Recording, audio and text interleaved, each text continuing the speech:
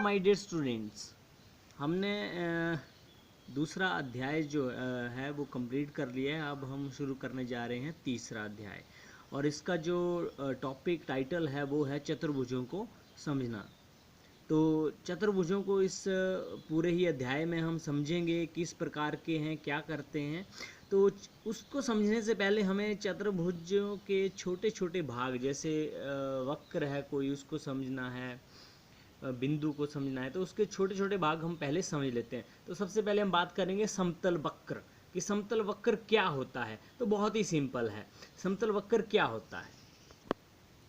तो समतल वक्र कुछ भी नहीं है। देखिए, आप पेंसिल लीजिए, एक पेज के ऊपर जैसे मर्जी कोई भी आकृति बना दो, जैसे मर्जी चला दो, कुछ भी बन जाए, वो होगा समतल वक्र।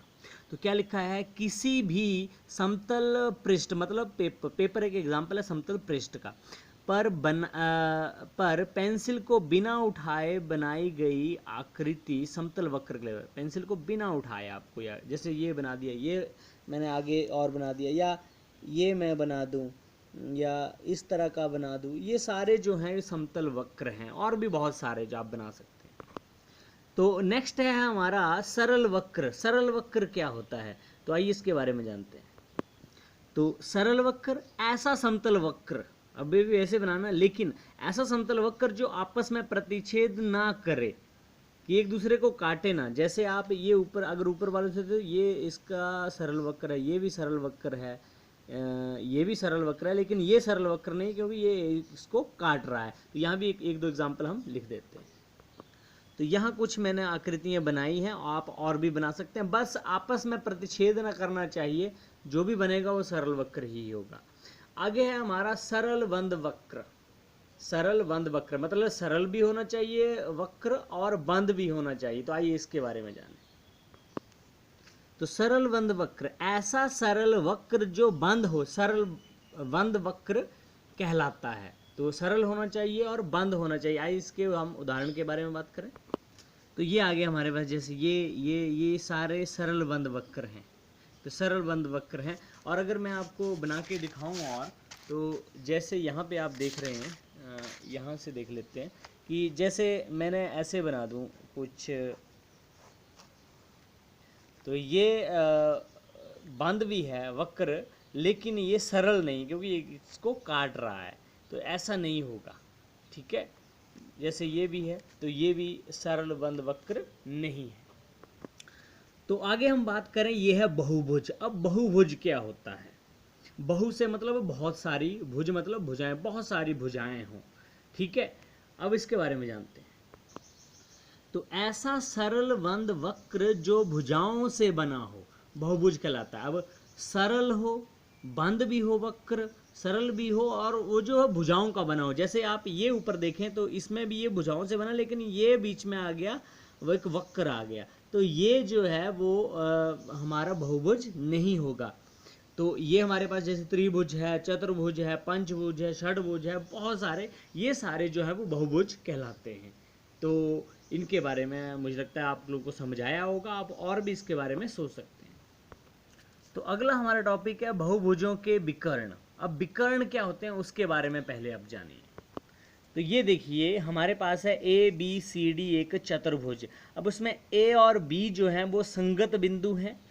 अब ए और सी जो हैं वो असंगत हैं। अब ए और बी संगत क्यों, क्योंकि साथ साथ हैं। अब जब सी तक जाना है तो हमें बी के साथ में जाना पड़ेगा, बी से होते हुए जाना पड़ेगा। तो बी जो है बीच में गैप आ गया, तो ये बिंदु जो है वो इस बिंदु का असंगत है। अब उसी तरह से ए और डी को देखें तो ए से डी जाना सीधा जाना है, मतलब ये इसका संगत है। उसी तरह बी और डी भी क्या हुए, असंगत, ठीक है।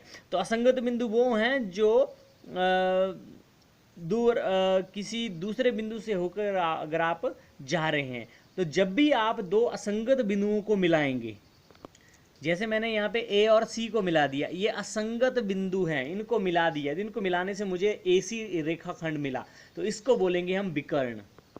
तो ये हमारे पास विकर्ण। अब उसी तरह से एक और मेरे पास जोड़ा है जो भी असंगत है, वो है बी डी। तो एक विकर्ण ये हो गया।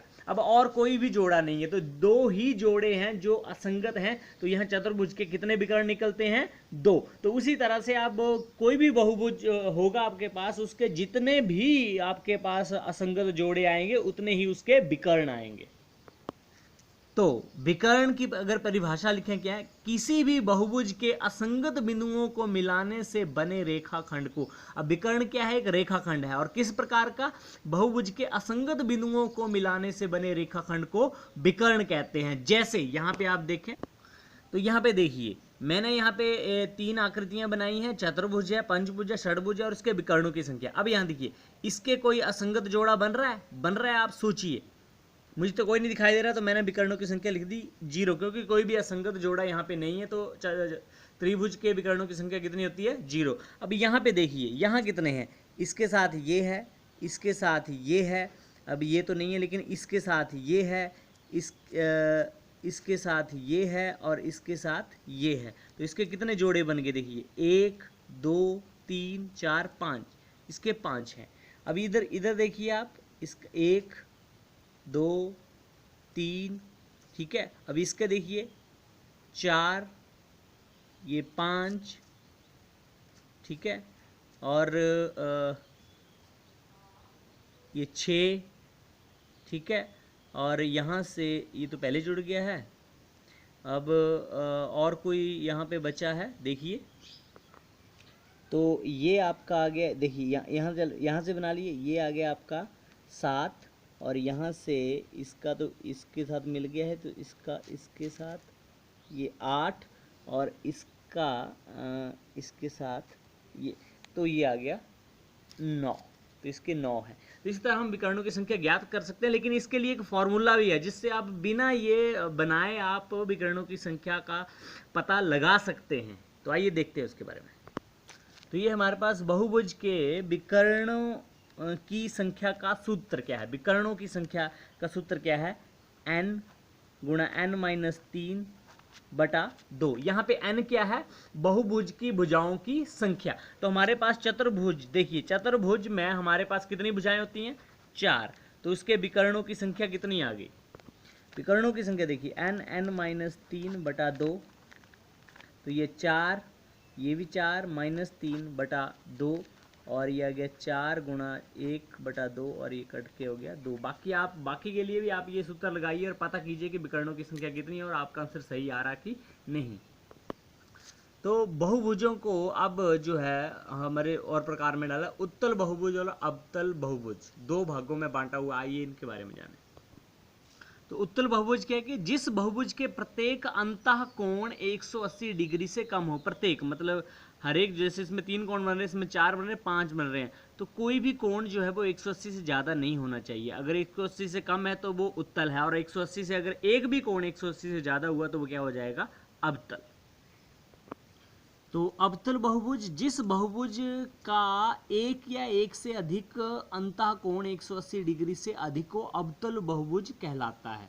जैसे ये चतुर्भुज है, लेकिन आप देखें तो ये कोण भी छोटा है 180 से, ये भी छोटा है, ये भी, अंदर वाला बोल रहा हूँ मैं, तो ध्यान रखना है कि मैं कौन सा कोण बोल रहा हूँ। ये अंदर वाला, ये भी, और ये तो 180 से कम है। लेकिन अगर आप ये कोण देखें तो ये 180 डिग्री का बनता है एक सीधी लाइन पे, तो एक सीधी लाइन से भी बड़ा है ये। यहाँ देखें तो ये पंचभुज है, उसमें ये भी 180 से कम है, ये भी 180 से, ये भी 180 से, लेकिन ये देखें तो ये 180 से ज़्यादा है, तो एक भी 180 से ज़्यादा हुआ तो वो। अब ये जो है वो 7 भुजाओं वाला सप्तभुज है, तो ये भी 180 से कम, ये भी 180 से कम, लेकिन आप देखें तो ये 180 से ज़्यादा है, ये तो 180 से कम है, लेकिन ये 180 से ज़्यादा है। मैं अंतः कोण की बात कर रहा हूँ, तो इस बात को आपको समझना होगा कि ये क्या होते हैं। तो इनको अच्छे से समझिए, और आपने प्रश्नावली 3.1 के जो पहले और दूसरे प्रश्न हैं वो हल करने, और इनको अच्छे से समझ लेना, क्योंकि आगे बहुत काम आएंगे। Thank you very much.